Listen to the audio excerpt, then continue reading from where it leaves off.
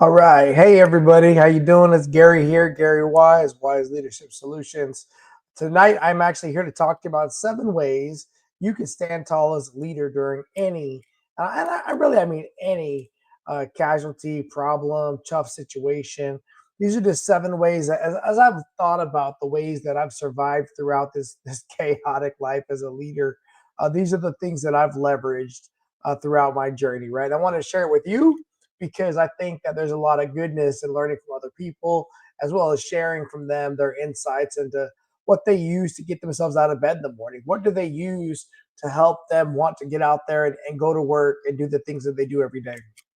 All right. So, the first thing I want to cover today is I want to recognize that obstacles, challenges, times that you don't feel like you're making the right, maybe not even the decision, but just the impact that you think you're going to be making or that you need to make, or that when the cards just don't seem to go your way, that is quite likely a setup. It really is an opportunity typically for you to uh, recognize what's going wrong, look what you can do to fix it, and then, oh, by the way, possibly even grow. Um, I remember being on Guam and going through COVID and talking with my boss about how we could, you know, we have this huge pandemic. We're on a forward deployed island, or we're on a forward operating base, is what we used to call it. We have very limited resources. We have very limited medical capabilities. We have very limited lodging. We're getting asked to do all of these things in support of the Pacific Fleet and in support of our community. And oh, by the way, he and I both had already had a long list of things that we had wanted to do during our tenure as the commanding officer or as the command master chief. So I told him, I said, well, you know what, sir? We got to do all these operational taskings anyway. We have already got to do all these things that are going to make the island a better resource for the Pacific Fleet in support of all these sandbox liberties, in support of a fleet that's looking for a place where they could come get some downtime without the possibility of getting exposed to this pandemic, right? Why should we not also then sprinkle into the planning all the things that we wanted to do before all of this, and then leverage these opportunities to get the job done? So, for example, we had some buildings up at one of our top upper installations on top of essentially a mountain on an island of Guam that were really getting reclaimed by the jungle, right? And what we were able to do is we were able to get excess money and funds to get those buildings back online so that we could use them as a way to house people that were looking for places to either do their quarantine or do their time before they could embark on board a ship, or even to go to the island, do their little 14 days, and then fly off the island. And that was just one example. And throughout my career, I've just had so many setbacks in my life that when I look back on them, uh, more often than not, there was an opportunity there to regroup, to recognize the reality of the situation, right? This is not what we planned. This is something that we weren't planning on happening to our team, to our organization. This was a curveball, but how can we line up and make the move to go forward, right? And I love the opportunity to just, we're going to keep moving. We're not just going to stop, because that's just not the way the world goes. So I'd say number one, if you're the leader or you want to be a person who's responsible to one day become a leader, look at obstacles as opportunities. Look at them with the frame of mind of, this is exactly why I've got the job, right? This is exactly why I have job security, because this moment right here. All right. So that's just having that relentless mindset is going to be crucial for you and your team. Next up is making choices and standing on that business, right? Like, if you make a decision, uh, I'm not saying don't ever change your mind, because, yes, if you make a bad choice, admit it as soon as you recognize it's the wrong call. um, maybe even apologize for it, because if you made the bad call and it negatively affects people within your organization, maybe you should apologize for that, right? 100%. If you make a bad decision, and people are that you trust are coming up to you and they are questioning as to why we made a certain choice, you got to have those people that you can trust, that you can listen to. On the reverse side, um, when you make a choice, you typically need to stick to your guns, right? Hopefully, you did some due diligence ahead of time. Hopefully, you thought it out. Hopefully, you prepared for the opportunity. And I will tell you, for me, one of the greatest tricks as a leader is to give yourself decision making space and have people that will make recommendations around you. So that way, you can not be the only person that's making the choice. I don't mind making the decision. Leaders cannot mind making the decision. You just can't mind it, right? You cannot be afraid to make a choice if you're going to be the leader. But I love letting people give me the recommendations, and I love listening to them debate it in front of me. I don't mind it. I don't mind hearing the debate. I think it's important to hear both perspectives. And when I was the command master chief, I was quite often the person that would play the role of devil's advocate. I would come in there and say, "Hey, look, I hear what you're saying, but I want to go ahead and shoot a few arrows at you to make sure that you can stand up to that conversation because my boss is the ultimate decision maker at this moment in time. And if it's got to go above his head, he really needs to know all of the important information. And if he chooses to make the decision at this level and it doesn't go right, then a lot of us are going to be looking foolish, right? And so we've got to be critical when we think about these things. We've got to be honest with ourselves, and we've got to ask those tough to hear questions. I remember once upon a time, they sent us to Guam. I was on board a ship at this time, and they told us we were going to embark a very important vessel, right? It's a boat. It's not a ship because boats ride on ships, right? It was a boat, and this boat was going to embark on our ship, but nobody really told us how it was going to happen. They just told us that it was going to happen and that we were going to take it out to sea and we were going to do some really cool operations. And so the whole team gets together with the people on the beach deck, people on our crew, and they come tell the captain this elaborate plan of how we're going to rig it all up. We're going to use the cranes. We're going to swing it around to the ship, to the flight deck, and that's what we're going to do. Um, and it's ultimately what we did. But I will tell you, at the end of that entire evolution, we learned a lot of lessons that probably we could have used ahead of time. And if we had been more questioning as to higher headquarters as to how they wanted us to do something, we would have found out that there was guidance in another document from the Marine Corps side of the military that tells you exactly how to do this thing, but it tells you to use the well deck instead of the flight deck because of the safety. And why does all that matter to me? Because there was some safety concerns and some safety challenges, and it was quite risky, the things that we did. And everybody came out of there 10 toes, 10 fingers, but still, right? This is where leaders have got to not be afraid to ask the questions and run it up to all areas and say, look, this is something that's not normal. Is there anything else out there that can help us with this? And I remember talking to the commanding officer about this whole evolution when it was all said and done. And we were just thinking about, oh my gosh, like what a mess that we had been put in. And how has there been other information out there in the world and nobody brought that to us? If only there was people out there that was supposed to be planning these kinds of operations, I don't know, a higher level. But that's neither here nor there, right? All right. Next up, it is your responsibility to lead your people through the chaos. So, you have got to be the inspiration they're going to look to. And oh, by the way, when there is hard times, that's an opportunity for you to build esprit de corps. That's an opportunity for you to build pride of the unit. That's an opportunity for you to build trust within the team. And so when you have those hard times and you have those difficult challenges, don't just uh, be upset. Again, figure out the way to go forward. Let the people get refocused as to what's going to happen, and then let's get through this. Right? I remember. Here we go. Here's another sea story. Once upon a time, I was in. We were in. I think it was Singapore, I was on board the USS George Washington. This was like 2012, 2011. And we had only been into Singapore at this point for a day, I think. Not even. It might even You might have even pulled in that day. It was either we pulled in that day or we'd been there one night and it was the second day. But we get sortied or we get told that we've got to get the ship underway because there's something going on in the Philippines and they need us for humanitarian aid. And oh, by the way, you don't just have ship's company for the aircraft carrier on board the ship this time.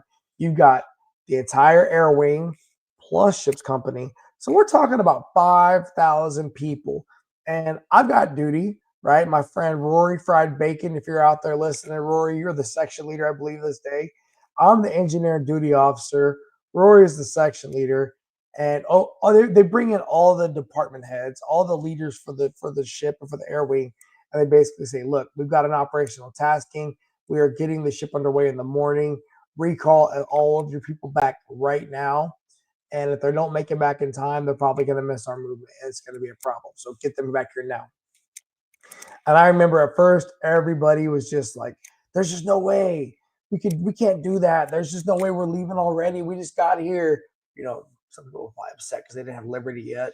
Some people were probably upset because they didn't get the chance to go out and see the town or whatever. And then there's the reality of recalling. I mean, we're typically in three to four section duty at this time. So you're probably trying to recall a good 75% of the crew, 66% of the crew, and almost all the squadron. That's a lot of people. You got to get on the phone. You got to get word to them. They got to cancel their reservations. They've got to get to a taxi or to a bus and get their butts back to the ship. And so away we go. And I remember I got my whole duty section up at our Liberty desks. And these are desks that we would essentially put in the hangar bay, right? And in the hangar bay, we would man the hangar bay desks with sailors who would man the Liberty logs. And so people, as they're leaving this ship, they would sign their name out. And then as they come back to the ship, they would sign their name in. And this is all secondary to the scanning of the ID cards, right? So we had two ways essentially to know if you were back or off the ship. We would check the ID card rosters and we would check essentially these Liberty logs. Well, on these desks, we had a bunch of cell phones that we use for the sailors to be able to contact us if they have any issues, right? And so we tell the sailors, hey, look, every sailor that has a hotel room is supposed to have contacted us and given us their hotel room information, i.e., the hotel they're in, the room number, as well as the telephone number for the hotel. Good. Call them all right now and keep calling them until you get positive contact with every one of the sailors on Liberty and let them know that you've got to get back on the ship. So I'm telling this all my sailors, and of course they're hemming and they're hawing and they're thinking, man, I've got a work plan. I've got things they want us to do. And I'm just like, look, that's no longer the priority. The priority is that we get the engineering department for this aircraft carrier back on board the ship. That's our job. And one of my sailors in the department, she says, hey, I'm a singing chief at the time. She says, singing chief, why don't we just use them like Facebook? And I was like, what? What do you mean? I forget. I'm not that savvy at social media. And she's like, well, we could just start messaging everybody on Facebook and they'll probably get it a lot faster than the hotel room calls because people are going to have their cell phones. I said, well, let's do all of it, right? Let's do all of it. And it was not even, I'd say 3 hours later, we had positive contact with everybody in our department.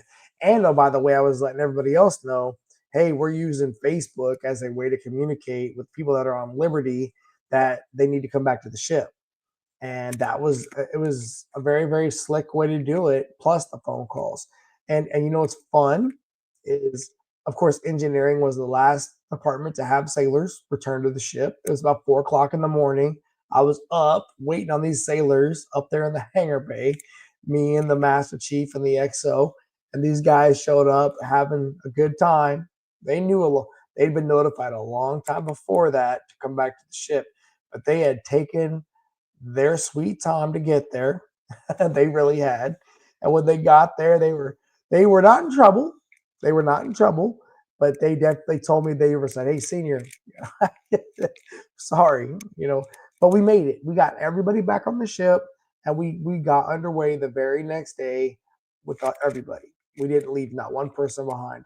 That was a huge feat, right? That was a huge team building opportunity for any of my shipmates that were on the George Washington with me during that period of time. Y'all probably remember, like that was a huge deal for us to get recalled and then head over to the Philippines to help them out with they had a natural disaster at the time, right? So definitely use challenges as opportunities to rally your people and to get them to want to not just uh, contribute, but also to connect with other people, right? And to hopefully learn more about each other. Next up is start sharpen your mind, right? If you are a leader and you get these challenges, hopefully they interest you, hopefully they frustrate you, hopefully they inspire you to want to make sure you know what you're talking about, to make sure you know what you're doing. I can't even tell you how many times as a damage controlman before I was a command master chief, DC men are responsible essentially for taking care of all of these ships, you know, installed fire suppression systems, firefighting training for the crew, pipe patching and rupture training, flooding training for the crew, uh, chemical, biological, radiological, nuclear stuff for the crew. We're responsible for essentially emergency response of any sort, right? Medical casualty, deep void escape and rescue, confined space rescue, toxic gas training. I mean, all these industrial problems exist on a ship at all times. And the damage controlman's job is to not just be the subject matter experts and to run the A team, which is what my team typically would be considered, right? Our job is to be the first responders in conjunction with like the medical department, but also to train the entire crew. Because the reality is, a lot of us that were considered to be the professionals are probably going to go down relatively quickly. And so you want to have the rest of the crew, in the United States Navy, similar to the Marines. In the Marines, everybody's is a rifleman, right? Or everybody is an infantryman. Well, in the United States Navy, everybody's a firefighter, right? Everybody's a firefighter. You are. It is what it is. And so it's our job to train everyone. And then you would get these assessments from people that would come on board, and they would essentially, you know, try to prove if you did your job or not. And I see this from both sides because I did this. I did that role from 2007 till 2010. All right, as a chief petty officer. I was a part of the afloat training group San Diego team, the afloat training group Pacific team. That's really where I got my reputation, was when I was working for them and assessing ships in San Diego. And really the aircraft carriers became my bread and butter. And that's ultimately how I got the job on board the George Washington, was through my time at ATG. But then I remember telling everybody how proud, how excited I was to go to an aircraft carrier of my own, to take all these lessons learned, all of these things that I'd seen throughout my time as an assessor, as a trainer, and to go apply it on my own ship. And then to go do that was one of the hardest things I'd ever done in my life. You know how hard it is. So hard to find time to train people when everybody has a full-time job already. It's tough. Everybody has a full-time job doing their own job. Plus, we've all got gobs of man hours of maintenance to do, but then we've got to carve out time to do training. I had a commanding officer when I was on board the George Washington, whose his policy was we would run 2 general quarters or battle stations drills a week, and that was import or underway. It did not matter. It did not matter. Underway, import, Tuesdays and Thursdays were GQ, right? The only thing that changed was the times. Underway, Tuesdays and Thursdays. GQs were in the evening, typically around 18:30 till about 20:30, right? Till about, and then my guys would be up till about midnight, restowing gear, putting it all away because you get out, I don't know, a good couple hundred SCBAs. You get out all this gear. It takes a while to put it all back. It doesn't just go back the right way immediately. So Tuesdays and Thursday nights for us was a late night. And then in port, it was Tuesdays and Thursdays before working hours. So we'd be out there doing GQ at 6 o'clock in the morning, 5:30 in the morning. Oh my gosh, especially in the wintertime in Yokosuka, Japan. be freaking snowing outside, and we're shooting water off the side of the ship, doing hose handling training, or we're doing. People would love to wear their flash gear then because it was so cold, But you have to prepare. You have to train, and you got the time that you got. And I remember these teams would come to my ship, and it would feel like it was almost personal because number one, I was really good when I was at a float training group, San Diego Pacific. I had gotten a reputation, right? And so then I'm on board the ship, the only forward deployed aircraft carrier, and we also were carrying ourselves, I think, pretty well. And so we had to defend that reputation. We had to defend our training plans and our pipelines and why we did the things that we did. And it would make you have to get critical. You'd have to be in the books. You'd have to be in the pubs. You'd have to understand what was going on because these outside eyes would show up and they would just question things. And you'd have to breathe. Remember, they're doing their job, but their part of their job is to understand how you're doing your job and what does that look like. And that was a tough time because you'd have to really be up to date on the current instructions. I see the same thing also now, even as a high school teacher. You've got to be up to date when it comes to the things that you got to teach in the classroom or like drill. When I got to the NJROTC community after my job, after my career in the Navy, I got very little drill experience, right? Maybe during the Chief Petty Officer initiation season, maybe around Chief Petty Officer Pride days. We didn't drill a whole lot in the Navy.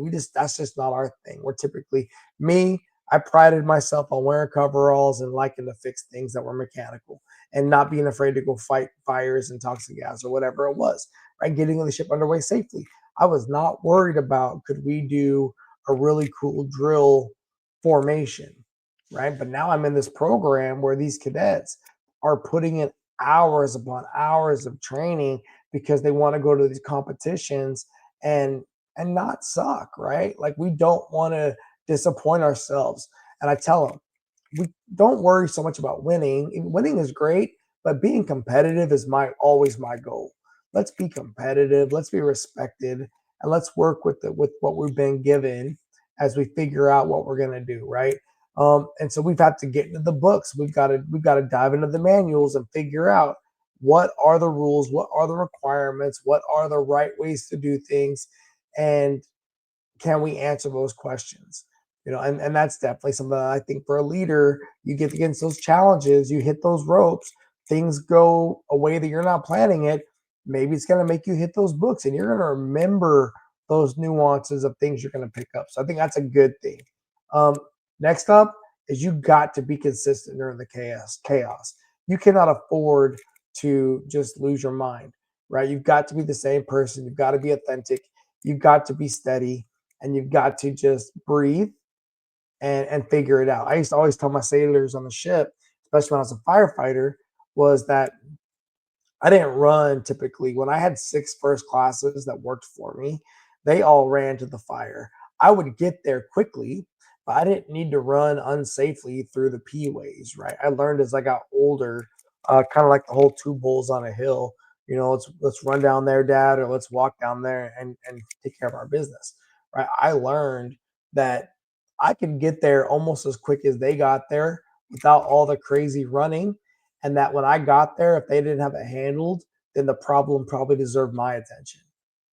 And if I got there and they already had it all resolved, good job, guys. That's your job. Win for everybody. And I think that's an important thing for them to understand that you're going to be consistent when it comes to chaos. The other thing I would tell them is get there fast, make sure nobody's at risk of being hurt or in an unsafe environment. And once we've confirmed that, lock it down shut down the boundaries, isolate everything, and then let's figure out how we work our way back in. That's it. And that's how you fight things on board ships, because on board ships, it's all about compartmentalization. It's all about making the boxes and making the squares and tightening it up and then working our way in methodically and using our people appropriately. What I've seen, unfortunately, chaos and and fighting the ship. And that's hard. I get it. I don't blame people because it's super scary. There's just a lot going on. And that's why you have to really rely upon the training. You've got to train your people. Your people need to know how to expect you to operate in a casualty. I remember, once again in the service, actual casualties, I believe it's the senior leaders' jobs to get in there and fight. Nothing against the junior guys. I love the fact that they're excited and they're motivated. But whenever there was a real fire or whenever there was a real problem, I was going to be involved with the leading of that team, period. And it's not because I didn't trust my guys, it's because I was not going to just put their lives in the hands of somebody else just because I was older than they were or I was more senior than they were. No, that's not how it works, right? And then once I can, I mean, now if it's not too complicated of a situation, I want them to get some training. Sure, sure. But if I think somebody could die, that's going down that hole, you're not. There's just no way in hell I'm not in charge of that because I'm going to be the one that's leading that team. What was hard about that was once I became a command master chief, well, now that's no longer my position, right? Now I had people for that. So then I had to stay out of the way because I didn't want to throw everybody off their game by going down there and getting involved and inserting myself. And I thank God that we never had anything too challenging happen where I had to then go down there and do what I could do, you know, thankfully, thankfully. All right. Next up is going to be, I talked about, look, we talked about how we have got to turn obstacles into opportunities. Talked about how you got to make decisions and own them. You've got to own your decisions. Talked about how to rally your people so that they could want to get down there and fight and learn and trust one another and work together. All those are good things. Talked about sharpening your mind when you come against challenges. Got it. Talked about being consistent in the chaos. Next up, right? This next one for me is there's something to learn always. There's always something to learn. And so when you find that there's a setback or there was some variable that wasn't being tracked, or you find that a person does something that was unethical or immoral or illegal, or you find that you made a mistake or whatever it is, right? God, just it's gonna be okay. It's probably gonna pass. Hopefully nobody got hurt or died, right? And then learn something from it. Take that note, share it with a friend, debrief your team. So once again in the service, we have this thing where we plan something, right? We brief it. So we get everyone together, we talk about it, we make sure everybody's on the same page. We get it done, we execute it, right? We operate it, and then we debrief it. And in that debrief, there's a process to where we're going to capture lessons learned and things that caught us off guard. When I worked with the nukes on board the ship, one of the things I learned about them was their introduction of anomalies, right? How they would bring anomalies into a problem set to make it a little bit more challenging. We did the same thing in the damage control community by introducing additional casualties, but we didn't use the term anomaly. But that was essentially just a word that would introduce something that you just didn't prepare for, didn't see coming, and how would you respond to that? I think where a lot of people in the leadership positions, I don't care if it's military, I don't care if it's in high school, I don't care if it's in the corporate sector, we just don't do a lot of training or drilling with our people for challenging situations or scenarios. So what you've got to do then in those moments is take the real time things you go through and capture the lessons learned and then figure out a way to not only train everybody on what happened, but to keep that information so that way if you ever have to go through something again, it's easy to find it, right? It's easy to find the information as to how you conquered that challenge the previous year or the previous class or whatever it was. That's one of my favorite things is I always tell my first period, they're like my beta test for everything. By sixth period, I usually got it figured out pretty good, right? So I'll start off first period with a plan. And after doing it 5 times in a row, by sixth period, I've gotten it pretty locked down. Really, by fourth period, it's locked down. Um, I'm usually fifth and sixth. I'm running more a little bit on fumes because it's after lunch, but they still get a much better product, I believe, than first period. Now, what does first period get? Well, they get the full energy of the morning rush, right? Which is also a fun time to be involved. Um, Last but not least, as far as today's lessons or as far as today's video is going to go, is going to be, inspire your people by coming to work. God, I see so many people that are in leadership positions that think it's just their job to go sit behind a desk and like send out taskers. And I just don't believe it couldn't be farther from the truth.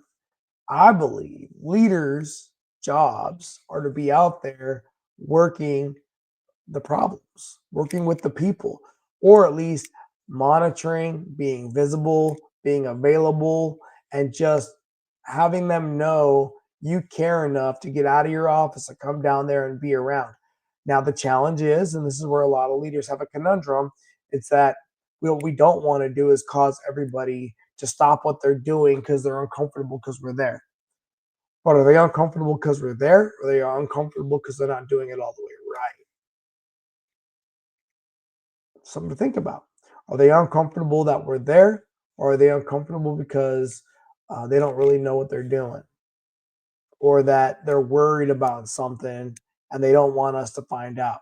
It's just, I think those are the things where leaders kind of get hamstrung once in a while because they don't know what's really going on, and there's this say-do mismatch. And I think when you when you allow yourself to become blissfully ignorant, you line yourself up to hear some bad news that unfortunately you should have projected or protected your team from.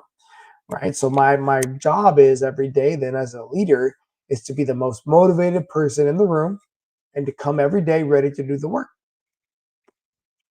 Again, that was what I used to tell my chiefs all the time. If a chief petty officer is not the most motivated person in the room, then what are we really doing? Right? We are career sailors, career, leaders within this organization. It is our job to want to be there. It's the same thing when it comes to educators. It's the same thing when it comes to law enforcement, firefighters. You pick your flavor, right? Medical professionals. If you are a career professional leader in that environment, you have got to bring the energy every day. You have got to bring the enthusiasm every day. You have got to bring the integrity and that attitude of we are going to do what we all signed up to do, period. And we're going to do it with a smile on our face and joy in our hearts, and we're going to get the job done.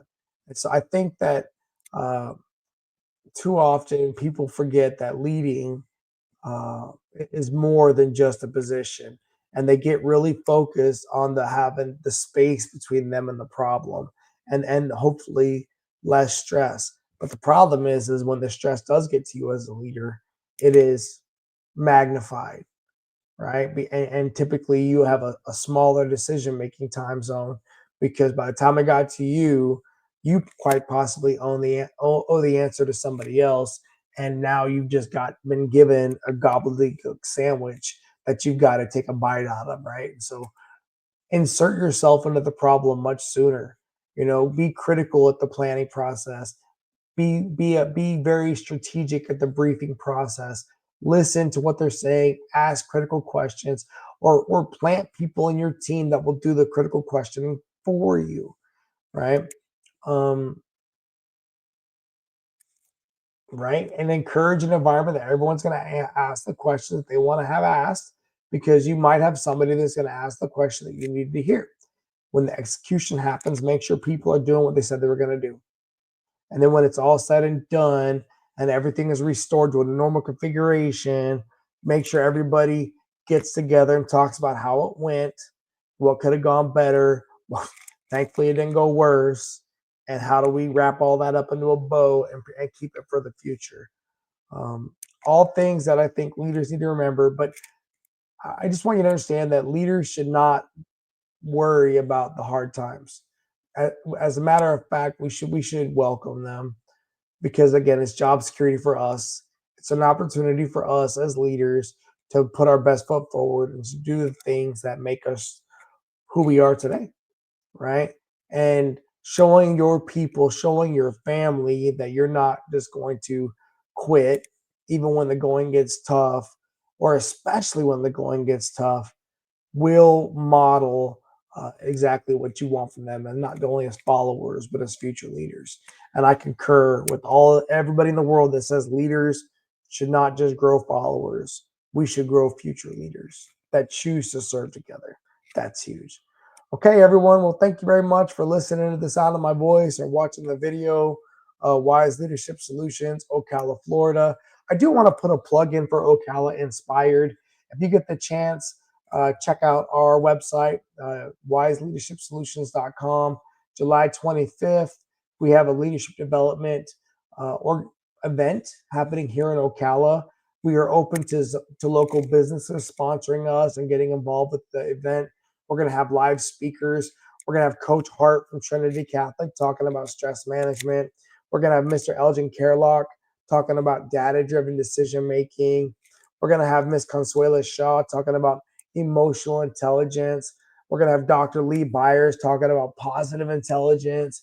I'll be talking about hybrid learning and hybrid environments. Uh, oh, man. Pastor Mark Cummins, PMC from Church of Hope, is going to be talking about high road leadership. Miles McConico from Cut Different is going to be talking about digital detox and how do you manage in this technological world. So it's going to be in person. We've got a limited amount of seats, but it's an opportunity for people to come from around Ocala. $50, get you registered. You're going to get fed lunch. All money left over is going to pay the bills and then go to local nonprofits. We're looking at Cut Different. We're looking at the Greater Ocala Community Corporation. And we're looking at Church of Hope to be the ones that are going to receive the remaining excess funds. And it's just going to be a great opportunity for leaders to come together. So if you have some time on your calendar, it's July 25th, 2025. It's still a ways down the road, I know, but I know the leaders are also typically planning out their summers already. And I want to get that on the calendar for you so you can possibly come join us, right? That'd be awesome to see you there. Uh, Thank you all very much for everything. I appreciate you listening. And I'm going to go ahead and sign off right here.